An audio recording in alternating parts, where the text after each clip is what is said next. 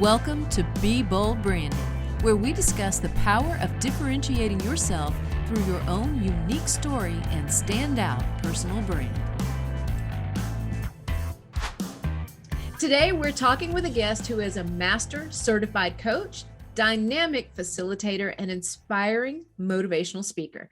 She's worked as a director for a U.S. senator, deputy transition director for a governor, and on the national advance team for 2 U.S. presidential campaigns. She's also the author of Thoughtfully Fit. She balances her thriving business by raising her 2 energetic teenage daughters, some adventure travel mixed in there, and competing in triathlons. When does she have time to sleep? Today, she's going to share her story, exactly who she helps, and why she does what she does. I'm Tanya Eberhardt, founder of BrandFace. We help experts and influencers differentiate themselves, and we do that through personal branding. Hey guys, I'm Michael Carr. I'm the COO of BrandFace. I was actually a client 8 years ago, and the principles made my company so successful. I bought into the company, and now we're the most comprehensive personal brand building system across the globe. And we do Be Bold branding to teach people how to be bold with what they're doing. And we have a wonderful guest for you here today. Welcome, Darcy Loma. Thank you. Hi, it's so great to be here. So nice to have you. So nice to have you. So as I mentioned before we started, I started your Thoughtfully Fit book. I'm not completely finished with yet, but it has me enthralled. Like, it's so fantastic. Let's do this, Darcy. Start by telling us what Thoughtfully Fit is and how it came to be. Yeah, thank you very much for listening to the book and for that compliment. Thoughtfully Fit is a leadership model that I created when I started to notice that after coaching thousands of clients, whether it's executives or managers or leaders or frontline employees, they all struggle with the same or similar hurdles. As a matter of fact, we spent 5 years researching and found that there are 6 obstacles that get in the way of peak performance. And as a lifelong athlete, I made the connection that when I'm training and practicing for my triathlons and I'm physically fit, they're easier and they're more fun and I get better results. And so in the same way, you can train and practice for those people problems, those hurdles that get in the way of being successful. And so Thoughtfully Fit is the model that we designed to help people to train to overcome those hurdles. Love that thought process. But it's so common sense when it's said out loud that it would be that we would run into that as humans, because we have different traits and we're not perfect at all of those. And to tie that into like your triathlons is that's pretty smart, if you ask me. Well, thank you. Yeah, it's like if you can train your body, why can't you train your mind? Absolutely, you can. So true. Junk in, junk out. Right, just totally makes sense. Right. So you want to go over those hurdles that most people face from success and tell us a little bit about those? Yeah, absolutely. So 3 of the 6 hurdles are internal, where we get in our own way. And then 3 of them are external, where there are challenges with others. So the 3 internal, and Tanya, you had shared with me beforehand that you took the Thoughtfully Fit quiz. I did. So the first hurdle that clients bring into coaching is, there's so much to do, I can't even think. That was me. Yes. Yep. Right? You can relate. I can relate. Yeah. And all of the hurdles align with a practice, a Thoughtfully Fit practice. So that's the practice of stillness, which is about being able to quiet the mind. Just like if you want to be physically fit, you have to take rest days. Your body rebuilds stronger on the rest and the recovery days. In the same way, you have to build in stillness to be mentally fit. So that's the first hurdle. Do you want me to keep going? Yes, please. Please. Yeah. Okay, second hurdle, some version, clients would come in and say that, Darcy, I don't always handle myself the way I'd like. So maybe they, come home from a late, long, stressful day at work and walk through the kitchen door and stumble on the shoes and the backpacks and see that dinner's not ready and, start feeling all of that negative energy building up. And I've had clients say, like, I know I'm about to not handle myself well, and I can't help myself in that moment. Mm-hmm. That's the Thoughtfully Fit practice of strength. And that's about being able to consciously choose how you show up, no matter what. right? And it sometimes takes a heavy lift. If you're stressed out and overwhelmed, and then somebody's not behaving the way you want, that can really be challenging. And then the third internal practice is I feel stuck. So clients would come into coaching saying they were stuck in a job that was no longer fulfilling, stuck in a relationship, stuck with a project they didn't know how to move forward. So that's the thoughtfully fit practice of endurance. And that's about being able to overcome those obstacles and embrace a growth mindset so you can get unstuck and move forward in your life. So then there's three that are external. Do you want me to do you want me to pause it all? Keep going, Okay. keep going. So far, I identify with some part of all of them. I do too. I'm just dying to find out if I have all six. Yeah, and that's so funny because I find that I, in any given week, have most of these challenges, most of these hurdles. So the first external hurdle is I'd be fine if only you were different. If somebody else would behave differently, you could be happy, right? If your boss would just smile when they walked in the room, or your neighbor would stop mowing the grass at 7 a.m. when you want to wake up. And that is a hurdle because clients come in saying, how do I get somebody else to change? And spending a lot of energy and time trying to change somebody when, as we all know, you can't change others. Yeah, right.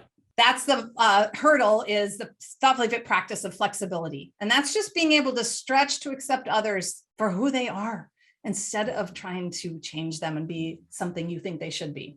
And then the second external hurdle is I have relationships that don't work. Clients come in and many times they want to, I'll say, what do you want coaching on today? And there is some relationship, either personal, professional, that isn't working. And maybe they're over functioning and they're starting to feel resentful and it's sort of a lose-win situation. Or maybe they're the dominant one. They're the one that's like, I'm going to win and you're going to lose. I'm going to get my way. And in the short term that works. But for the long term, it's a recipe for a relationship that's not balanced. So that's the practice of balance, which is about being able to balance what do you want and need with what I want and need so that we can achieve alignment in our relationship. And then the very last hurdle is I react poorly when blindsided. So that hits home. Right? Yeah. Right? Yeah. Clients will come in and say, oh, Darcy, I gotta work on this because I was in a board meeting and somebody asked me a tough question that I took critical. And instead of breathing and getting curious and responding calmly, I got defensive and I attacked back. And so that's the practice of agility, which is being able to respond thoughtfully in the moment instead of reacting on autopilot and having a knee-jerk reaction. Wow. Yeah, I love these. I have personally struggled with every one of them at some point. Oh, of course. Yes, I have too. The blindsided really hits me at home because I never, and Tanya knows this better than anybody, I have worked really hard. I didn't have a Darcy to teach me, but I worked really hard because I knew that was wrong. Like I knew that I couldn't do that in situations. And ironically, to share a little myself, it wasn't big things like, I'd have a contractor come in and say, hey, that's bad news. A house caught on fire. I'm like, well, hopefully it burnt down. You know what I mean? Like I didn't have a problem with that kind of blindside. But if it was on a personal level, like somebody came at me with an attack or a perceived attack, well, then I was ready to front. I was like, and get my feathers all ruffled and stuff. And I had to work really hard at getting away from that because it's non-productive. And I give you a lot of credit, Michael, for having the awareness, B, being willing to admit that, right? That takes some level of vulnerability and confidence to be able to admit it, and then C, to work on it.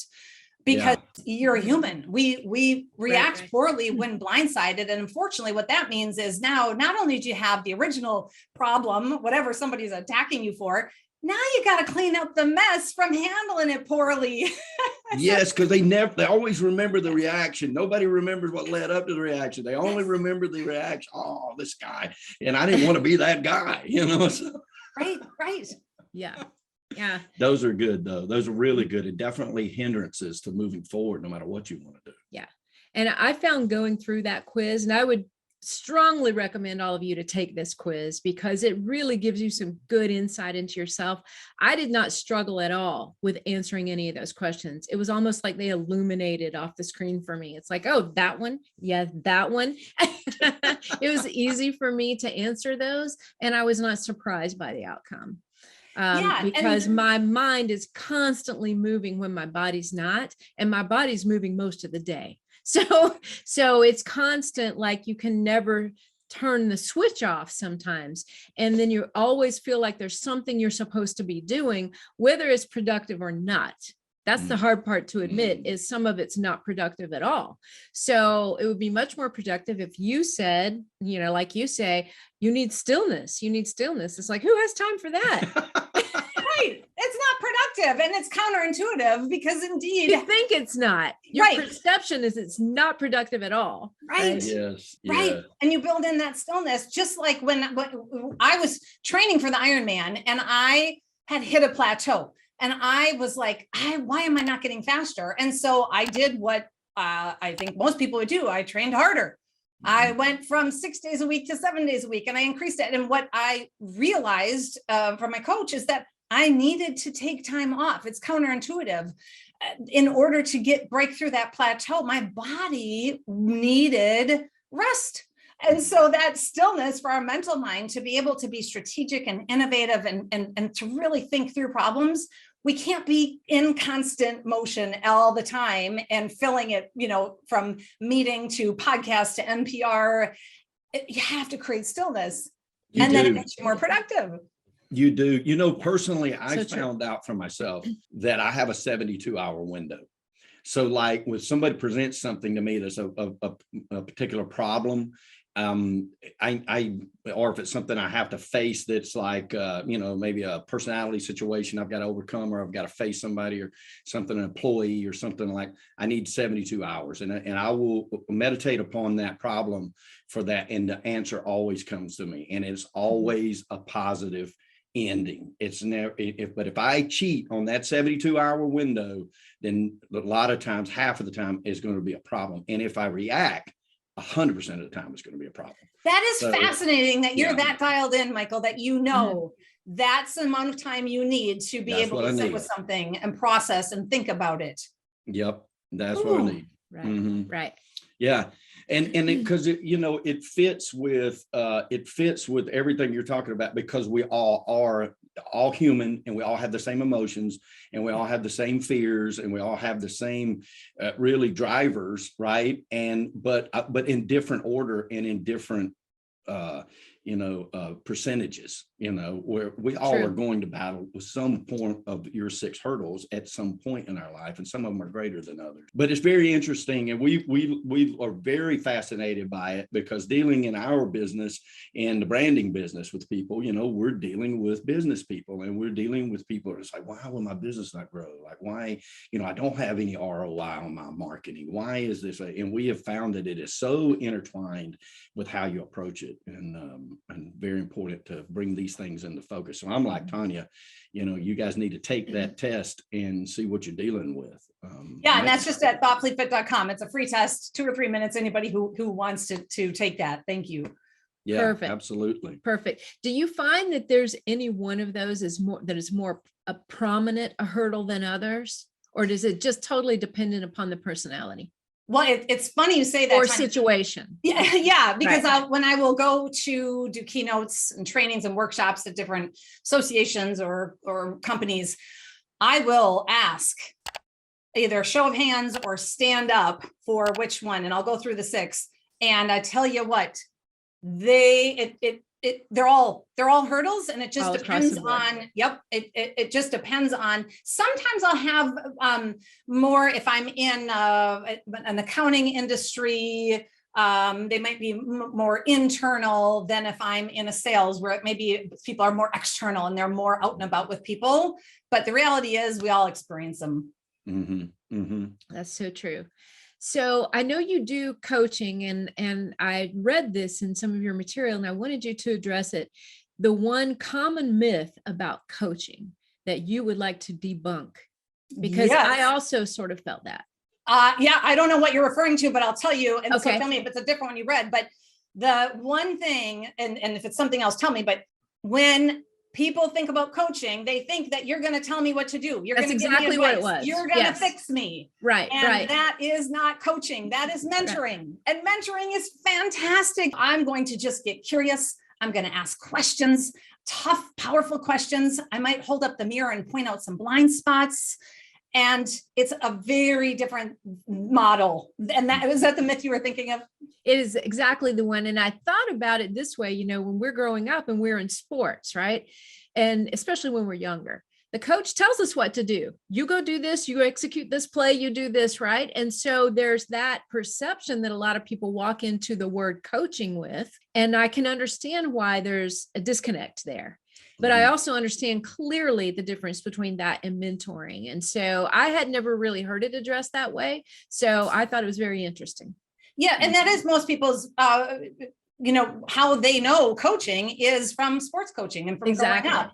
And there are a lot of similarities, but when you look at professional coaching, whether it's executive leadership, life coaching, that's one place that it is very different. So true. Yeah. So true. Well, I think that probably comes too, because we look at, like you said, we look at coaching on those lower levels of our childhood, like growing up, right? And then, but when you get up into professional sports and stuff like that, the coach is very rarely telling you you're holding the bat wrong, right? You're talking strategies, right? You're talking ethereal strategies and things that are far more advanced. So that makes total sense.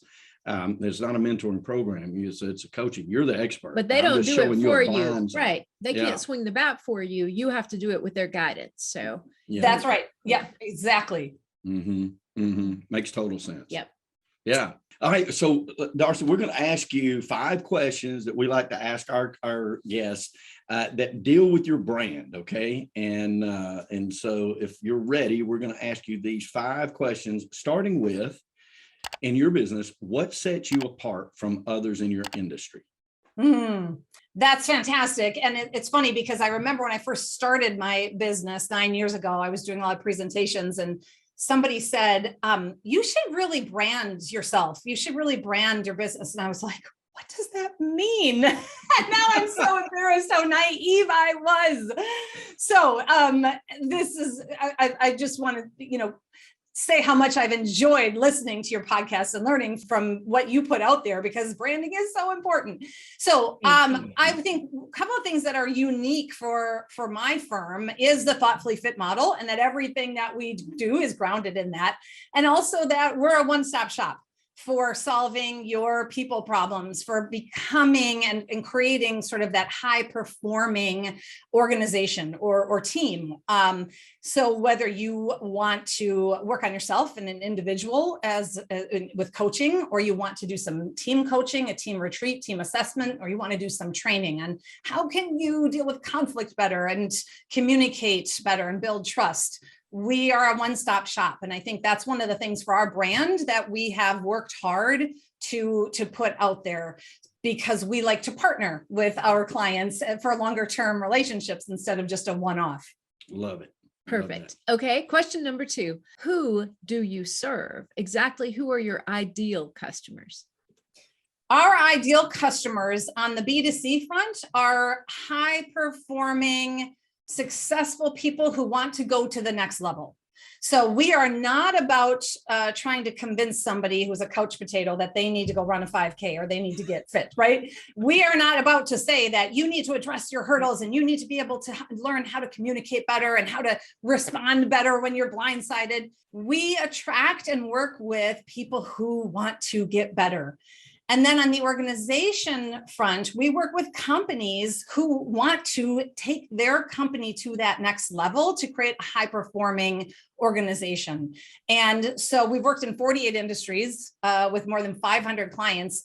The actual industry doesn't matter as long as you have people and you want to invest in your people problems and being able to be high performing. That's the industry that we work in. I love that. Yeah. As somebody that builds is in constant flux of building a team and adding to that team, I'll probably have some questions for you as some other questions besides that. Oh, fantastic. Yes. Yep. Call me afterwards. Yep. We can talk. So fired up about it. That's awesome. All right. So How do you serve those clients is question number 3. Yeah, we have 3 buckets. So coaching, consulting, and speaking. In the coaching bucket, we do both individual as well as team coaching. So whether it's, we do a lot of executive coaching and leadership coaching, but we also have some clients who want to come. I have 6 coaches on my team for life coaching. And then the team coaching, and systems coaching, which is more than one person. So that's the first bucket. And then with the consulting bucket, we are working and doing organization development with teams and organizations, doing a team assessment and a retreat to help identify what's getting in the way of being high performing. And then we custom design retreats to be able to address those obstacles. And then in the speaking bucket, it's both keynotes. I love doing keynote speeches, and then also training. So everything from a half-day, full-day workshop to we have a several 4-month series where both in-person and virtual, we will do a deeper dive. For instance, how to increase your impact. We have a series on becoming taking a coaching approach to managing. So becoming a coach leader, and those series then also bring in the coaching and the skill drills into them as well. Very good. Perfect. All right. Number 4, what qualifies you to serve them? Oh, I love these questions. And I didn't know them in advance. And I'm just, you said, oh, you're going to be able to answer them. And this is so funny because 5 years ago, I would not have been able to answer these questions. I've worked really hard to hone in and define and figure out what is our brand and who do we serve. So I am a self-help junkie. I have more books that I'm reading than I do shoes in my closet. I go to more, webinars and conferences and degrees and certification than I go to the movies. So it's really my passion. So I have a master's in organization development. I did my master's thesis on the impact of coaching on overall life satisfaction. I'm trained and certified in organization and relationship systems coaching. I'm not going to bore you and go on and on, but I guess you're not. Keep going. No, it's all good. I think they get the idea by now. It's just bottom line. I Iceberg. love investing in my craft, right? And continually learning and growing and hiring my own coaches to help me see my own blind spots. That's a pearl of wisdom right there, guys. That's true. For sure. Very true. All right. And number 5, and this is my favorite question. How does it make your clients' lives better? I just had a team meeting this morning with our coaching team, and I said, I love what we do because we see the results. And I know that, everybody who works in the field they work in and they're passionate about, which is fabulous. I used to work in politics. I spent 25 years in the political campaign sector, and I never quite saw the direct tie to the work I was doing and the results and the impact. When I am working with a team, when I'm working with an individual or an organization, and we are doing a deep dive into how can you set boundaries? How can you give feedback in a more effective way? How can you lead with vulnerability and courage and compassion? How can you start to ask more questions as a leader and take a coaching approach instead of being autocratic and people aren't bought in? I see the results. I see people getting more effective and the teams building trust and the organizations, going to that next level. Now I don't even remember what your question was. I got so excited. Well, actually, you just answered it there at the end. You said you see them growing, you see them, becoming a team and just letting go of some of the things that were inhibiting them, and that's really, I'm sure there are lots of ways it makes their life better, but those are just, probably a few. And, Darcy, I got to say, you're on this podcast for a reason. We invite the people onto this podcast who have that dialed in. Absolutely. And so if we can see they have it dialed in, then they get invited here and they answer those questions, and it's never an issue. We knew you were going to nail those questions because you know the answers to them. I mean, I'm so honored to be here. And I have to say, it's like serendipity. Every year I have an intention. It's something that I'm really focused on. And last year it was playfulness, which I failed at fabulously. But this year, my intention is to be bold. And so it is no accident that I am here today with you. True. So we true. would agree 100%. All right. So what's the next bold adventure for you? Personally or professionally? Either. Answer it either way. Yeah. Well, okay, this is probably not appropriate, but personally, I am ready to start dating. I went on one date in COVID. I'm divorced, and I want to be bold, put myself out there. Atta girl. Yep. I like it. I like it. I like that transparency. Makes you sweat a little, doesn't it? Yeah. Yeah, I hope I don't have a vulnerability hangover tomorrow from saying that. That's all good. That's what's called stepping out of your comfort zone. That's it. Yeah, I'm sweating right now. I am out of my comfort zone. On the professional front, I'm super excited because we're building and going to be launching this year a Thoughtfully Fit gym. So it's kind of like a Peloton for your brain, where you can go online and get workouts to be able to address and train to clear those hurdles from the comfort of your own home. That's really neat. I can't wait. Make sure we know about this first thing, Darcy. I will invite. I'd love to have both of you as gym members. We would love it. We would love it. Well, and we're believers too, because we know that it's definitely true that our minds are everything. They attract the things that we want, and we have so many habits as humans that we develop. And we don't even realize how harmful they are. They don't even come across that way and to us, and they become so second nature. And then when you really do look at that and try to take a deep dive into it, sometimes that scares people. Like, deep dive. I'm divorced also back in the day, and I remember, we got to do a lot of work, and I'm like, you got to do a lot of work. I'm perfect. Like, the problem,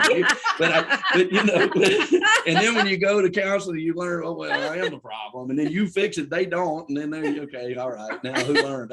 It's like crazy, but we got a lot to talk about, Michael.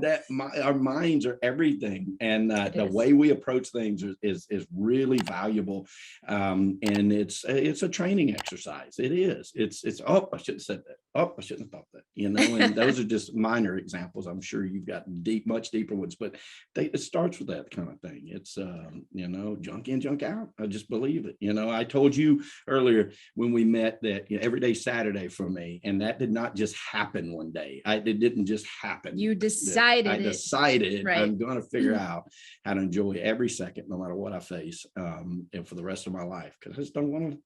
I'm going to live to be 101. I don't want to. That's what I keep telling him. That is so powerful, and to make that conscious choice, and then to focus on what you control to make it reality. That's inspiring.